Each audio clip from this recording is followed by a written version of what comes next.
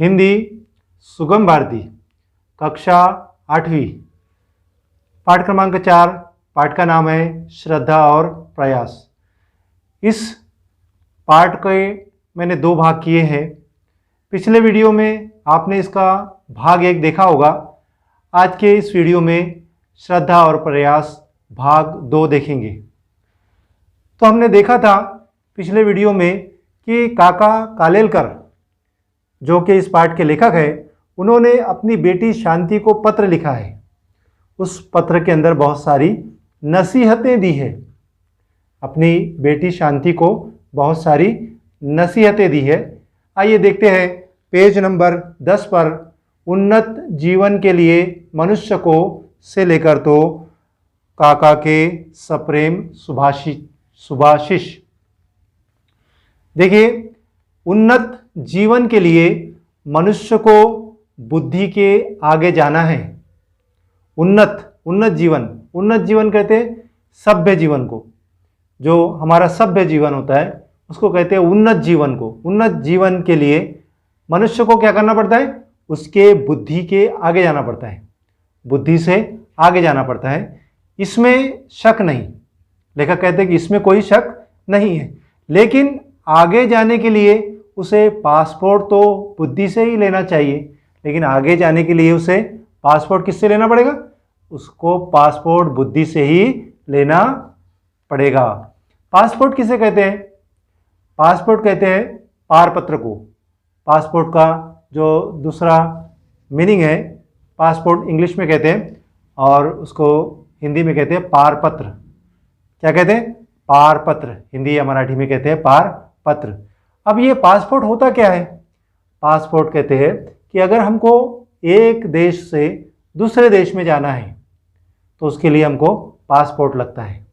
जैसे गाड़ी चलाने के लिए लाइसेंस ज़रूरी है, उसी तरीके से एक देश से आप दूसरे देश में जा रहे हैं तो उस देश का आपको पासपोर्ट होना बहुत ज़रूरी है। अच्छा, पासपोर्ट के अलावा एक और चीज़ है, वीज़ा। कहते हैं वीज़ा। वीज़ा क्या होता है? आपको जिस देश में जाना होता है, आपको जिस देश में जाना है, मान लीजिए आपको अमेरिका जाना है। अमेरिका अगर आपको जाना है तो उसके लिए क्या करना पड़ेगा? आपको अमेरिका का वीज़ा चाहिए। पासपोर्ट के साथ में अमेरिका का वीज़ा चाहिए।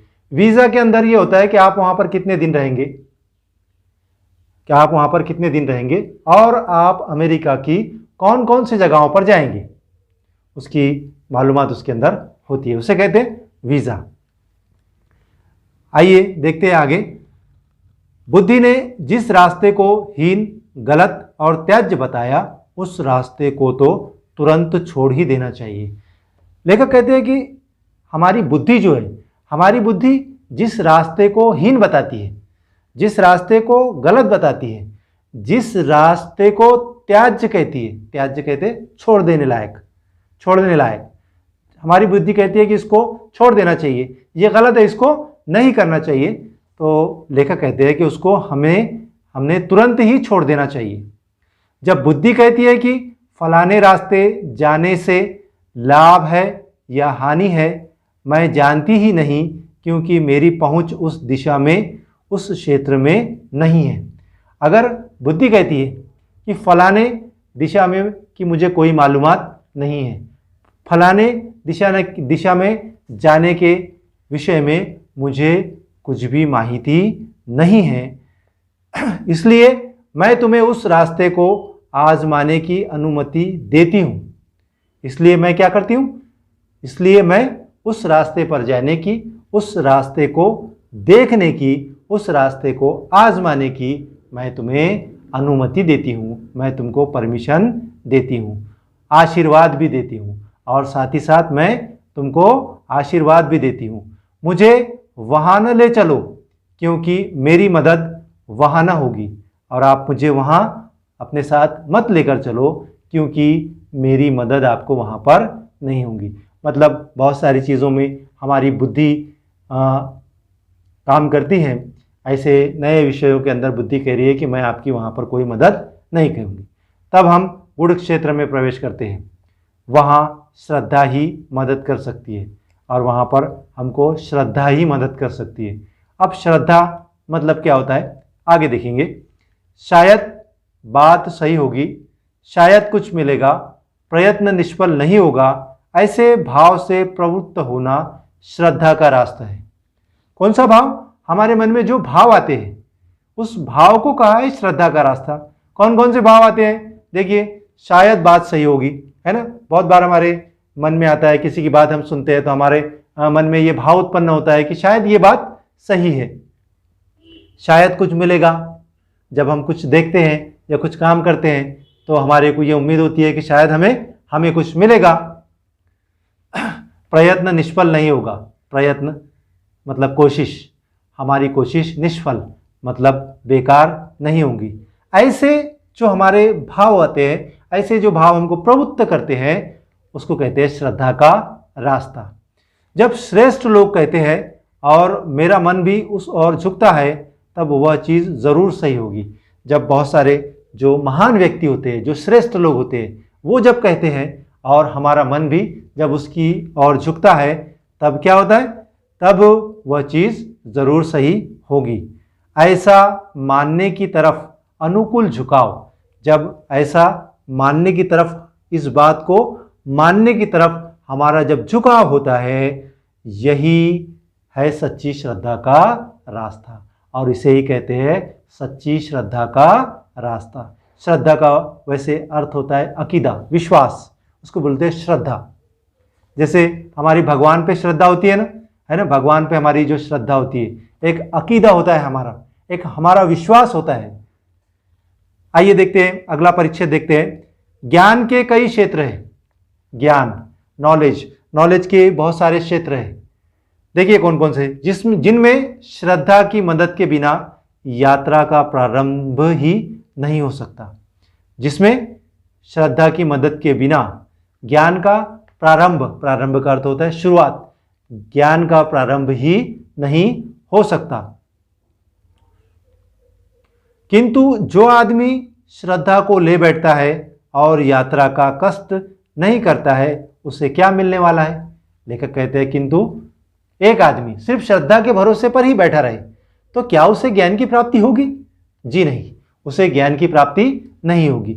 उसके लिए उसे मेहनत करना पड़ेगा, उसके लिए उसे कष्ट करना पड़ेगा। श्रद्धा के बिना ज्ञान प्राप्त नहीं होगा और केवल श्रद्धा से भी नहीं होगा। श्रद्धा के बगैर हमको ज्ञान प्राप्त नहीं हो सकता और सिर्फ श्रद्धा के ही भरोसे पर हमको ज्ञान प्राप्त नहीं होगा। मतलब हमने अगर श्रद्धा को छोड़ दिए तब भी हमें ज्ञान की प्राप्ति नहीं होगी, और सिर्फ हम श्रद्धा के ही भरोसे पर अगर बैठे रहे तब भी हमें ज्ञान की प्राप्ति नहीं होगी। आइए देखते हैं, ज्ञान प्राप्ति के लिए प्रयत्न, प्रयोग और कसौटी करने की तत्परता। ज्ञान प्राप्त करने के लिए हमें क्या चाहिए? प्रयत्न चाहिए, कोशिश चाहिए, और प्रयोग चाहिए, प्रैक्टिकल करने चाहिए, और हमें कसौटी की तत्परता और हमारी मुस्तैदी भी होना चाहिए, हमारे अंदर मुस्तैदी भी होना चाहिए। ये प्रयोग तत्परता से, ये जो प्रयोग है ज्ञान प्राप्त करने वाला जो प्रयोग है, ये कैसे? तत्परता से, मतलब मुस्तैदी से, सत्यपरायणता से वही कर सकेगा जो निर्भय और प्राणवान है। और ये प्रयत्न कौन? सत्यपरायणता से। सत्यपरायणता किसको कहते हैं? सत्यपरायणता कहते हैं जो सत्य पर दृढ़ता से अड़ा हुआ हो, उसे कहते हैं सत्यपरायणता से। सत्यपरायणता से वही कर सकता है जो निर्भय। कैसा हो? निर्भय, अधिक भय, मतलब जिसके अंदर कोई भय ना हो, जो किसी से न डरता हो, निडर हो, उसे कहते हैं निर्भय। और प्राणवान हो, और क्या हो? और प्राणवान हो। प्राणवान का अर्थ होता है जिसमें प्राण हो, जो जीवित हो वही ये कर सकता है। इसके लिए संयतेंद्रिय होना जरूरी है। और इसके लिए संयतेंद्रिय मतलब हमारी जो इंद्रियां हैं वो सारी इंद्रियां हमारे वश में होना चाहिए, हमारे काबू में होना चाहिए। हम हमारी इंद्रियों के बस में नहीं, बल्कि हमारी इंद्रियां हमारे बस में होना बहुत ज़रूरी है। श्रद्धावान लाभते ज्ञानम तत्पर संयतेंद्रिय। कहते हैं श्रद्धावान, जिसको श्रद्धावान जो है उनको ही मिलता है जो अपने इंद्रियों को काबू में रखते हैं। अब कहो तर्क, बुद्धि, समझ, श्रद्धा, कल्पना, अभ्युपगम, इनमें कोई विरोध है? नहीं, इसमें कोई विरोध नहीं है। आइए देखते हैं आखिरी वाला पैराग्राफ। मनुष्य के अनुभव और साक्षात्कार भी एकांगी हो सकते हैं। मनुष्य के अनुभव कहते हैं तजुर्बे को, एक्सपीरियंस को, तजुर्बा। और साक्षात्कार कहते हैं इंटरव्यू को, मुलाकात को। मनुष्य के अनुभव और साक्षात्कार भी एकांगी हो सकते हैं मतलब एक तरफा हो सकते हैं। और वचन सत्य होते हुए हमारी बात अगर सच भी है, सत्य होते हुए भी सत्य को पूर्ण रूप से व्यक्त करने में असमर्थ भी हो सकते हैं। और कई बार ऐसा होता है कि हमारी बात सच होती है लेकिन हम फिर भी उसको सच साबित करने में असमर्थ रहते हैं। इसलिए धर्म ग्रंथों का, ऋषि वचनों का और महाकाव्यों का अर्थ समय समय पर व्यापक होता आया है। और इसीलिए क्या है कि जो हमारे धर्म ग्रंथ हैं, जो हमारे ऋषि मुनि लोग हैं, उनके जो वचन हैं और जो बहुत महाकाव्य है, जो बहुत से जो वाक्य हैं, उन वाक्यों का समय समय पर अर्थ जो है वो व्यापक होता है, बड़ा होता है। अंतिम सत्य अर्थात परम सत्य समझने में भी क्रम का विकास पाया जाता है। और जो जिंदगी का अंतिम सत्य है, वो अंतिम सत्य को समझने में भी विकास का क्रम पाया जाता है। जहाँ अति श्रद्धा है, वहाँ गुरु के वचनों का व्यापक अर्थ करते भी शिष्य डरता है। और जहाँ पर अति श्रद्धा होती है, जहाँ पर बहुत ज़्यादा श्रद्धा होती है, बहुत ज़्यादा श्रद्धा का भाव होता है, ऐसे वक्त पर गुरु के जो वचन होते हैं, गुरु के वचनों का व्यापक कहते हैं फैला हुआ, व्यापक कहते हैं चारों तरफ फैला हुआ जो अर्थ है, वह अर्थ निकालते हुए भी उनका वह शिष्य डरता है। कभी कभी गुरु लोग शिष्यों की ओर से अति श्रद्धा की ही अपेक्षा रखते हैं।